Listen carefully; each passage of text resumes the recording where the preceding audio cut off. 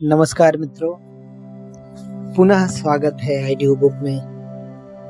आज एक और नई कहानी लेकर के हम आए हैं। फणीश्वर नाथ रेणु की कहानी है लाल पान की बेगम। आइए हम लोग उसकी तरफ चलते हैं। क्यों बिरजू की माँ नाच देखने नहीं जाएगी क्या? बिरजू की माँ शकरकंद उबाल कर बैठी है। मन ही मन कुड़ रही थी अपने आंगन में। 7 साल का लड़का बिरजू शकरकंद के बदले तमाचे खाकर आंगन में लूट कर सारी देह में मिट्टी मल रहा था। चंपिया के सिर भी चुड़ैल मंडरा रही है। आधे आंगन धूप रहते जो गई है सहुआइन की दुकान छोवा गुड़ लाने, सो अभी तक नहीं लौटी। दिया बाती की बेला हो गई। आए आज लौट के जरा। बागड़ बकरी की देह में कुकुर माछी लगी थी, इसलिए बेचारा बागड़ रह कर कूद फांद कर रहा था। बिरजू की माँ बागड़ पर मन का गुस्सा उतारने का बहाना ढूंढ कर निकाल चुकी थी। पिछवाड़े की मिर्च की फूली गाछ। बागड़ के सिवा और किसने कलेवा किया होगा? बागड़ को मारने के लिए वह मिट्टी का छोटा ढेला उठा चुकी थी कि पड़ोसिन मखनी फुआ की पुकार सुनाई पड़ी। क्यों बिरजू की माँ नाच देखने नहीं जाएगी क्या? बिरजू की माँ के आगे नाथ और पीछे बिरजू की माँ के आगे नाथ और पीछे पगहिया न हो तब न हुआ। गर्म गुस्से में बुझी नुकीली बात हुआ कि देह में धंस गई और बिरजू की माँ ने हाथ के ढेले को पास ही फेंक दिया। बेचारे बागड़ को कुकुर माछी परेशान कर रही है। आहा आए आए अर हर अर आए आए। बिरजू ने लेटे बागड़ को एक डंडा लगा दिया। बिरजू की माँ की इच्छा हुई कि जाकर उसी डंडे से बिरजू का भूत भगा दे, किंतु नीम के पास खड़ी पनभरनियों की खिलखिलाहट सुनकर रुक गई। बोली, ठहर, तेरे पप्पा ने बड़ा हथछट्टा बना दिया है तुझे। बड़ा हाथ चलता है लोगों पर, ठहर। मखनी फुआ नीम के पास झुकी कमर से घड़ा उतार कर पानी भर कर लौटती। पनभरनियों में बिरजू की माँ की बहकी हुई बात का इंसाफ करा रही थी। जरा देखो तो इस बिरजू की माँ को। 4 मन पाट जूट का पैसा क्या हुआ है? धरती पर पांव ही नहीं पड़ते। इंसाफ करो। खुद अपने मुंह से 8 दिन पहले से ही गांव की गली गली में बोलती फिरी है। हाँ, इस बार बिरजू के पप्पा ने कहा है बैलगाड़ी पर बैठाकर बलरामपुर का नाच दिखा लाऊंगा। बैल अब अपने घर हैं तो 1000 गाड़ी मंगनी मिल जाएंगी। सो मैंने अभी टोक दिया। नाच देखने वाली सब तो औन पौन कर तैयार हो रही हैं, रसोई पानी कर रहे हैं। मेरे मुंह में आग लगे, क्यों मैं टोकने गई? सुनती हो क्या जवाब दिया बिरजू की माँ ने? मखनी फुआ ने अपने पोपले मुंह के होठों को एक और मोड़कर ऐंठती हुई बोली निकाली। अरे हाँ, बिरजू की माँ। मैया के आगे नाथ और पीछे पगहिया न हो तब ना आ। जंगी की पुतोहू बिरजू की माँ से नहीं डरती। वह जरा गला खोल कर ही कहती है, फुआ, सर्वे सित्तल रिमिटी सर्वे सेटलमेंट के हाकिम के बासा पर फूल छाप किनारी वाली साड़ी पहन के तू भी भंटा की भेंटी चढ़ाती तो तुम्हारे नाम से भी 2-3 बीघा धनहर जमीन का पर्चा कट जाता। फिर तुम्हारे घर भी आज 10 मन सोना बंग पाट होता, जोड़ा बैल खरीदता। फिर आगे नाथ और पीछे सैकड़ों पगहिया झूलती। जंगी की पुतोहू मुंहजोर है, रेलवे स्टेशन के पास की लड़की है। 3 ही महीने हुए गौने की नई बहू होकर आई है और सारे कुरमा टोली की सभी झगड़ालू सासों से एकाध मोर्चा ले चुकी है। उसका ससुर जंगी दागी चोर है, सीड़ किलासी है। उसका खसम रंगी कुरमा टोली का नामी लठैत है, इसलिए हमेशा सींग घुमाती फिरती है जंगी की पुतोहू। बिरजू की माँ के आंगन में जंगी की पुतोहू की गला खोल बोली गुलेल की गोलियों की तरह दंदनाती हुई आई थी। बिरजू की माँ ने एक तीखा जवाब खोज कर निकाला, लेकिन मन महसूस कर रह गई। गोबर की ढेरी में कौन ढेला फेंके। जीप के झाल को गले में उतार कर बिरजू की माँ ने अपनी बेटी चंपिया को आवाज दी, अरे चंपिया आ, आज लौटे तो तेरी मूड़ी मरोड़ कर चूल्हे में झोंकती हूँ।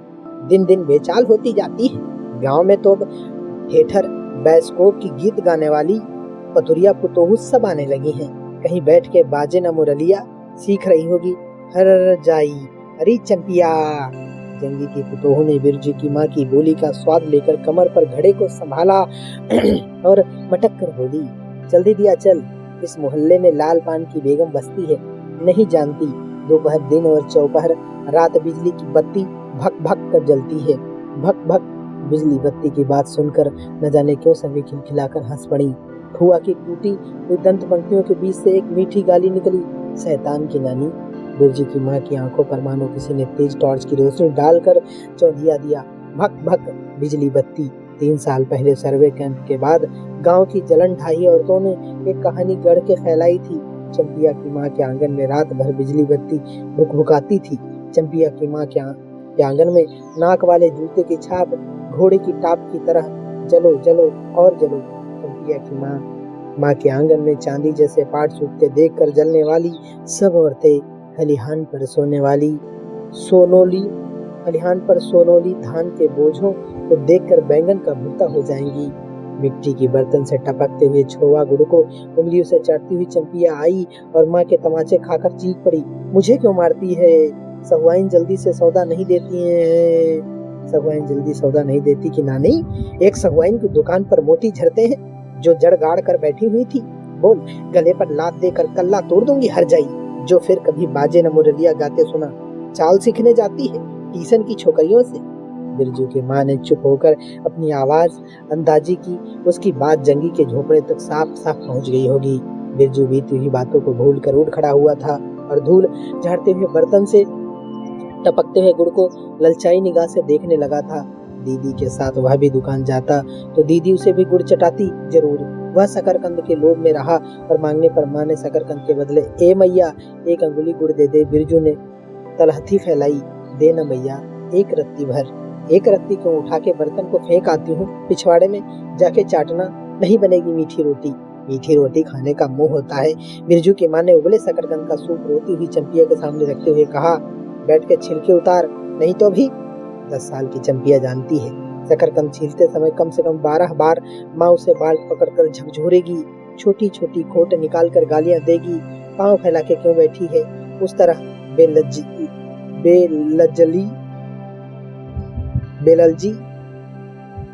पाँव फैला के क्यों बैठी है उस तरह बेललजी? चंपिया माँ के गुस्से को जानती है। बिरजू ने इस मौके पर थोड़ी सी खुशामद करके देखा, मैया मैं भी बैठकर शकरकंद छीलूं? नहीं, माँ ने झिड़की दी। 1 शकरकंद छीलेगा और 3 पेट में। जाके सिद्धू की बहू से कहो 1 घंटे के लिए कड़ाही मांग कर ले गई तो फिर लौटाने का नाम नहीं। जा जल्दी। मुंह लटकाकर आंगन से निकलते निकलते बिरजू ने शकरकंद और गुड़ पर निगाहें दौड़ाई। चंपिया ने अपने झबरे केस की ओट से माँ की ओर देखा और नजर बचाकर चुपके से बिरजू की ओर 1 शकरकंद फेंक दिया। बिरजू भागा। सूरज भगवान डूब गए, दिया बत्ती की बेला हो गई। अभी तक गाड़ी। चंपिया बीच में ही बोल उठी, कोयरी टोले में किसी ने गाड़ी नहीं दी मैया। बप्पा बोले माँ से कहना सब ठीक ठाक करके तैयार रहें, मलदहिया टोले के मियाँ जान की गाड़ी लाने जा रहा हूँ। सुनते ही बिरजू की माँ का चेहरा उतर गया। लगा छाते की कमानी उतर गई घोड़े से अचानक। कोयरी टोले में किसी ने गाड़ी मंगनी नहीं दी, तब मिल चुकी गाड़ी। जब अपने गांव के लोगों की आंख में पानी नहीं तो मलदहिया टोली के मियाँ जान की गाड़ी का क्या भरोसा? न 3 में न 13 में। क्या होगा शकरकंद छीलकर? रख दे उठा के। यह मर्द नाच दिखाएगा, बैलगाड़ी पर चढ़कर नाच दिखाने ले जाएगा। चढ़ चुकी बैलगाड़ी पर, देख चुकी जी भर नाच। पैदल जाने वाली सब पहुंचकर पुरानी हो चुकी होंगी। बिरजू छोटी कड़ाही सिर पर औंधा कर वापस आया। देख दीदिया, मलेटरी टोपी, इस पर 10 लाठी मारने पर भी कुछ नहीं होता। चंपिया चुपचाप बैठी रही, कुछ बोली नहीं, जरा सी मुस्कुराई भी नहीं। बिरजू ने समझ लिया मैया का गुस्सा अभी उतरा नहीं है पूरे तौर से। मढ़ैया के अंदर से बागड़ को बाहर भगाती हुई बिरजू की माँ बड़बड़ाई, कल ही पंचकौड़ी कसाई के हवाले करती हूँ राकस तुझे, हर चीज में मुंह लगाएगा। चंपिया बांध दे बागड़ को, खोल दे गले की घंटी। वैसा टुनुर टुनुर मुझे जरा नहीं सुहाता है। टुनुर टुनुर सुनते ही बिरजू को सड़क से आती हुई बैलगाड़ियों की याद हो आई। अभी भगवान टोले की गाड़ियां नाच देखने जा रही थी। झुनुर झुनुर बैलों की झुमकी तुमने सुनी? बेसी पक पक मत करो। बागड़ के गले से झुमकी खोलती बोली चंपिया। चंपिया, डाल दे चूल्हे में पानी। बप्पा आवे तो कहना कि अपने उड़न जहाज पर चढ़कर नाच देख आए। मुझे नाच देखने का शौक नहीं, मुझे जगाइयो मत कोई, मेरा माथा दुख रहा है। मढ़ैया के ओसारे पर बिरजू ने फिसफिसा के पूछा, क्यों दीदिया, नाच में उड़न जहाज भी उड़ेगा? चटाई पर कथरी ओढ़कर बैठती हुई चंपिया ने बिरजू को चुपचाप अपने पास बैठने का इशारा किया। मुफ्त में मार खाएगा बेचारा। बिरजू ने बहन की कथरी में हिस्सा बांटते हुए चुपकी मुक्की लगाई। जाड़े के समय इस तरह घुटने पर ठुड्ढे रखकर चुपकी मुक्की लगाना सीख चुका है वह। उसने चंपिया के कान के पास मुंह ले जाकर कहा, हम लोग नाच देखने नहीं जाएंगे। गांव में एक पंछी भी नहीं है, सब चले गए। चंपिया को तिल भर भी भरोसा नहीं। संझा तारा डूब रहा है। पप्पा अभी तक गाड़ी लेकर नहीं लौटे। 1 महीना पहले से ही मैया कहती थी बलरामपुर के नाच के दिन मीठी रोटी बनेगी। चंपिया छींट की साड़ी पहनेगी, बिरजू पैंट पहनेगा। बैलगाड़ी पर चढ़कर चंपिया की भीगी पलकों पर एक बूंद आंसू आ गया। बिरजू का भी दिल भर आया। उसने मन ही मन में इमली पर रहने वाले जिन बाबा को बैंगन कबूला। गाज का सबसे पहला बैंगन उसने खुद जिस पौधे को रोपा है। जल्दी से गाड़ी लेकर बप्पा को भेज दो जिन बाबा। मड़ैया के अंदर बिरजू की माँ चटाई पर पड़ी करवटें ले रही थी। ओह, पहले से किसी बात का मंसूबा नहीं बांधना चाहिए किसी को। भगवान ने मंसूबा तोड़ दिया। उसको सबसे पहले भगवान से पूछना है, यह किस चूक का फल दे रहे हो भोला बाबा।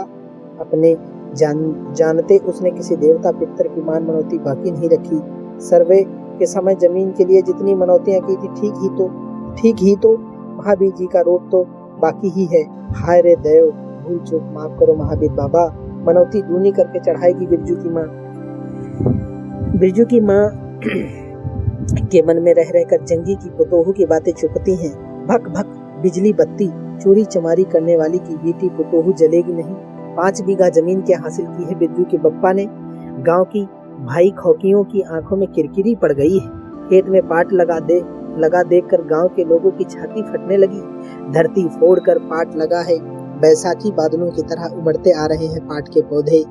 तो अलान तो फलान, इतनी आंखों की धार भला फसल सहे। जहां 15 मन पाट होना चाहिए, सिर्फ 10 मन पाट कांटा पर तौल के ओजन हुआ भगत के यहाँ। इसमें जलने की क्या बात है भला।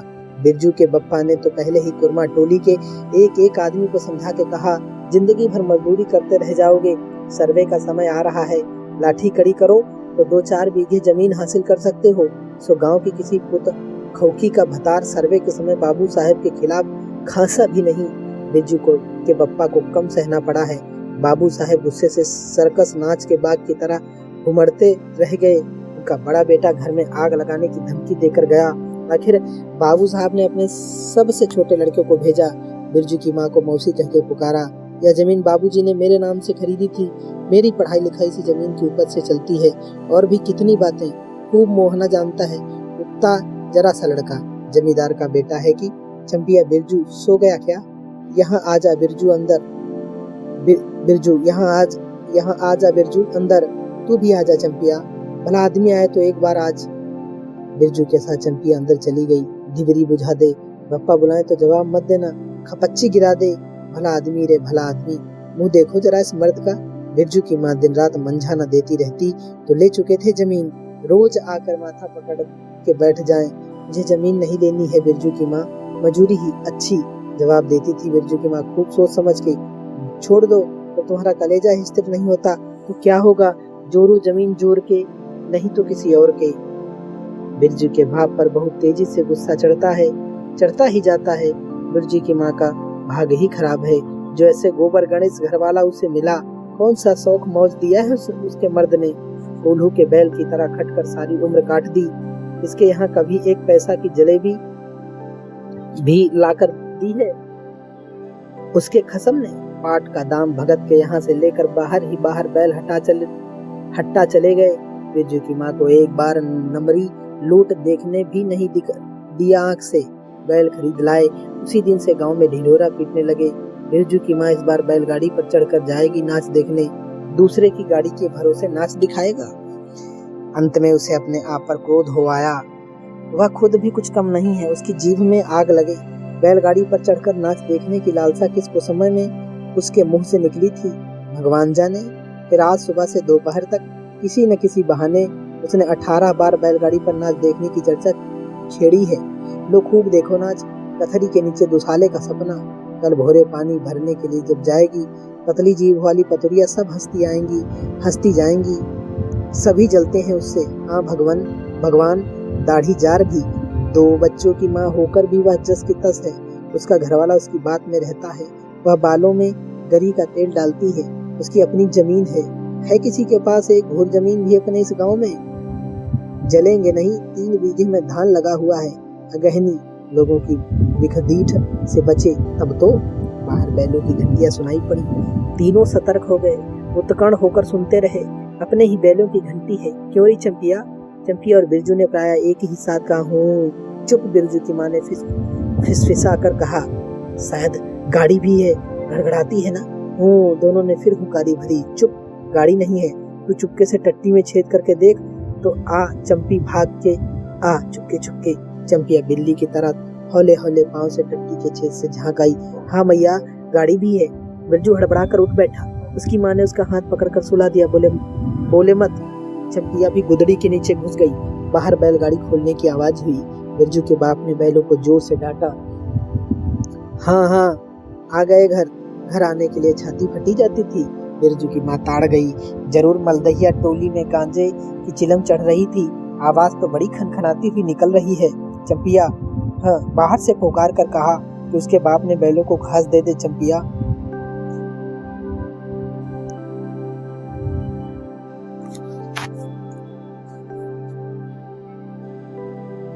अंदर से कोई जवाब नहीं आया। चंपिया के बाप ने आंगन में आकर देखा तो न रोशनी, न चराग, न चूल्हे में आग। बात क्या है? नाच देखने उतावली होकर पैदल ही चली गई क्या? बिरजू के गले में खसखसाहट हुई और उसने रोकने की पूरी कोशिश भी की, लेकिन खांसी जब शुरू हुई तो पूरे 5 मिनट तक वह खांसता रहा।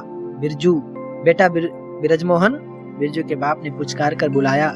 मैया गुस्से के मारे सो गई क्या? अरे अभी तो लोग जा ही रहे हैं। बिरजू की माँ के मन में आया कि कस कर जवाब दे, नहीं देखना है नाच, लौटा दो गाड़ी। चंपिया उठती क्यों नहीं? ले धान की पंच सीख रख दे। धान की बालियों का छोटा झब्बा झोपड़े के ओसरे पर रखकर उसने कहा, दिया बालो। बिरजू की माँ उठकर ओसारे पर आई। 1:30 पहर रात को गाड़ी लाने की क्या जरूरत थी? नाच तो अब खत्म हो रहा होगा। डिबरी की रोशनी में धान की बालियों का रंग देखते ही बिरजू की माँ के मन का सब मैल दूर हो गया।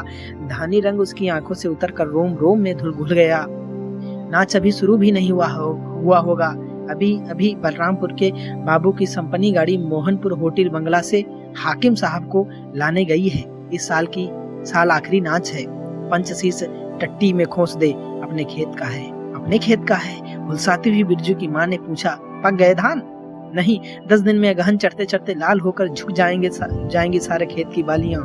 मलदहिया टोली पर जा रहा था। अपने खेत में धान देखकर आंखें जुड़ा गईं। सच कहता हूँ, पंचशीश तोड़ते समय उंगलियां कांप रही थी मेरी। बिरजू ने धान की एक बाली से एक धान लेकर मुंह में डाल दिया और उसकी माँ ने एक हल्की डांट दी। कैसा लुक्कड़ है तू रे? इन दुश्मनों के मारे कोई नेम धर्म बचे? क्या हुआ, डांटती क्यों है? नवान्न के पहले ही नया धन जुटा दिया, देखते नहीं? अरे इन लोगों का सब कुछ माफ है।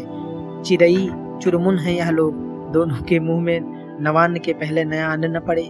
इसके बाद चंपिया ने भी धान की बाली से 2 धान लेकर दांत तले दबाए। ओ मैया, इतना मीठा चावल और गमकता भी है न दीदिया। बिरजू ने फिर मुंह में धान लिया। रोटी पोटी तैयार कर चुकी क्या? बिरजू के बाप ने मुस्कुराकर पूछा। नहीं, मान भरे सुर में बोली बिरजू की माँ। जाने का ठीक ठिकाना नहीं, रोटी बनाती? वाह, खूब हो तुम लोग। जिसके पास बैल है उसे गाड़ी मंगनी नहीं मिलेगी भला? गाड़ी वाले को भी कभी बैल की जरूरत होगी? पूछूंगा तब कोयरी टोला वालों से। ले जल्दी से रोटी बना ले, देर नहीं होगी। अरे टोकरी भर रोटी तू पलक मारते बना देती है। 5 रोटियां बनाने में कितनी देर लगेगी? अब बिरजू की माँ के होठों पर मुस्कुराहट खुलकर खिलने लगी। उसने नजर बचाकर देखा। बिरजू का बप्पा उसकी ओर एकटक निहार रहा है। चंपिया और बिरजू न होते तो मन की बात हंसकर खोलने में देर न लगती। चंपिया और बिरजू ने एक दूसरे को देखा और खुशी से उनके चेहरे जगमगा उठे। मैया बेकार गुस्सा हो रही थी ना? चंपी जरा घैल सार में खड़ी होकर मखनी फुआ को आवाज दे तो। ए फुआ, सुनती हो फुआ? मैया बुला रही है।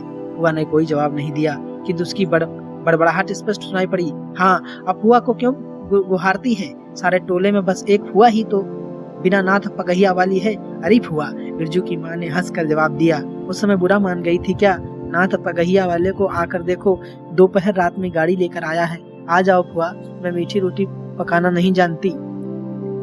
फुआ कांखती खांसती आई। इसी के घड़ी पहर दिन रहते ही पूछ रही थी कि नाच देखने जाएगी क्या। कहती तो मैं पहले से ही अपनी अंगीठी यहाँ सुलगा जाती। बिरजू की माँ ने फुआ को अंगीठी दिखला दी और कहा, घर में अनाज दाना वगैरह तो कुछ है नहीं, एक बागड़ है और कुछ बर्तन बासन, सो रात भर के लिए यहाँ तंबाकू रख जाती हूँ। अपना हुक्का ले आई हो ना फुआ। फुआ को तंबाकू मिल जाए तो रात भर क्या 5 रात बैठकर जाग सकती है। फुआ ने अंधेरे में टटोल कर तंबाकू का अंदाजा किया। ओहो, हाथ खोलकर तंबाकू रखा है बिरजू की माँ ने, और एक वह है सहुआइन, राम कहो। उस रात को अफीम की गोली की तरह एक मटर भर तंबाकू रखकर चली गई गुलाब बाग मेले और कह गई कि डिब्बी भर तंबाकू है। बिरजू की माँ चूल्हा सुलगाने लगी। चंपिया ने शकरकंद को मसल कर गोले बनाए और बिरजू के सिर पर कढ़ाई औंधा कर अपने बाप को दिखलाने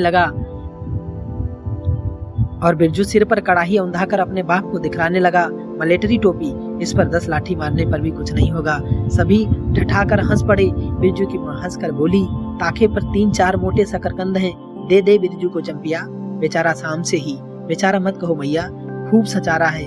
अब चंपिया चहकने लगी, तुम क्या जानो कथरी के नीचे मुंह क्यों चल रहा था बाबू साहब का। ही। बिरजू के टूटे दूध के दांतों की फांक से बोली निकली, ब्लैक मार्टिन में 5 शकरकंद खा लिया। हा। सभी फिर ठठाकर हंस पड़े। बिरजू की माँ ने फुआ का मन रखने के लिए पूछा, एक कनवा गुड़ है, आधा दूं फुआ। फुआ ने गदगद होकर कहा, अरे शकरकंद तो खुद मीठा होता है, उतना क्यों डालेगी। जब तक दोनों बैल दाना घास खाकर एक दूसरे की देह को जीभ से चाटे, बिरजू की माँ तैयार हो गई। चंपिया ने छीट की साड़ी पहनी और बिरजू बटन के अभाव में पैंट पर पटसन की डोरी बंधवाने लगा। बिरजू की माँ ने आंगन से निकल गांव की ओर कान लगाकर सुनने की चेष्टा की। इतनी देर तक भला पैदल जाने वाले रुके रहेंगे। पूर्णिमा का चांद सिर पर आ गया है। बिरजू की माँ ने असली रूपा का मंग टिक्का पहना है। आज पहली बार बिरजू के बप्पा को हो क्या गया है, गाड़ी जोतता क्यों नहीं, मुंह की ओर एकटक देख रहा है मानो नाच की लाल पान की। गाड़ी पर बैठते ही बिरजू की माँ की देह में एक अजीब गुदगुदी लगने लगी। उसने बांस की बल्ली को पकड़कर कहा, गाड़ी पर अभी बहुत जगह है, जरा दाहिनी सड़क से गाड़ी हाँकना। बैल जब दौड़ने लगे और पहिया जब चू चू करके घर आने लगा तो बिरजू से नहीं रहा गया। उड़न जहाज की तरह उड़ाओ बप्पा। गाड़ी जंगी के पिछवाड़े पहुंची। बिरजू की माँ ने कहा, जरा जंगी से पूछो ना, उसकी पुतोहू नाच देखने चलेगी क्या। गाड़ी के रुकते ही जंगी के झोपड़े से आती हुई रोने की आवाज स्पष्ट हो गई। बिरजू के बप्पा ने पूछा, अरे जंगी भाई, काहे कन्न रोहट हो रहा है आंगन में। जंगी घूर ताप रहा था। बोला, क्या पूछते हो, रंगी बलरामपुर से लौटा नहीं, पुतोहिया नाच देखने कैसे जाए। आसरा देखते उधर गांव की सभी औरतें चली गईं। अरे ट्यूशन वाली तो रोती है काहे।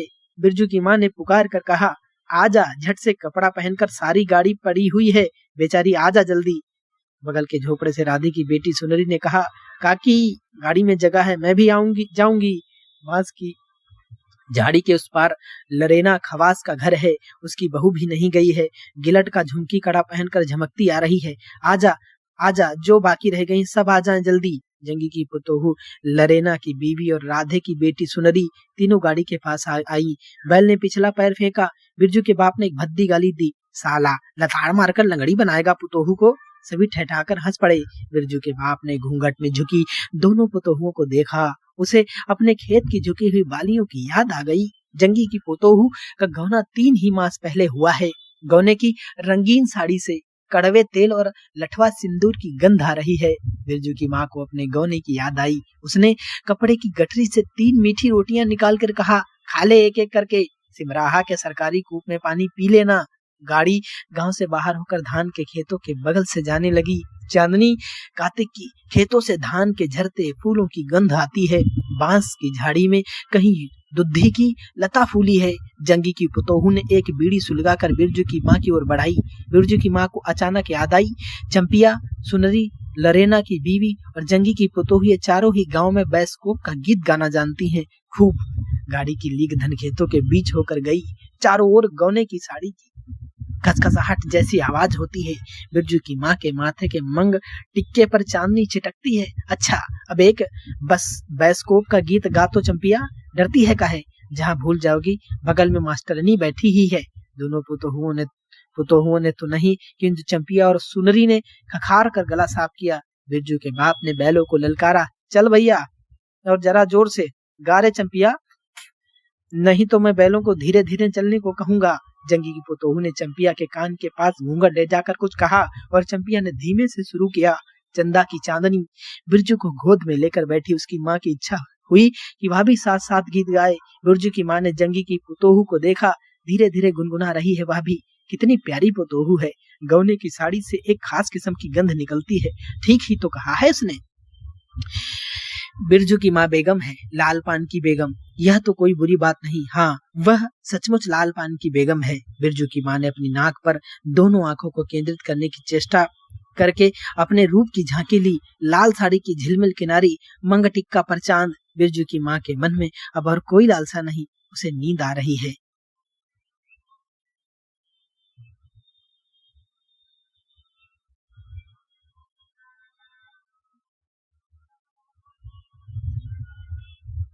मित्रों, कैसी लगी आपको यह कहानी? अवश्य बताएं। उत्साहवर्धन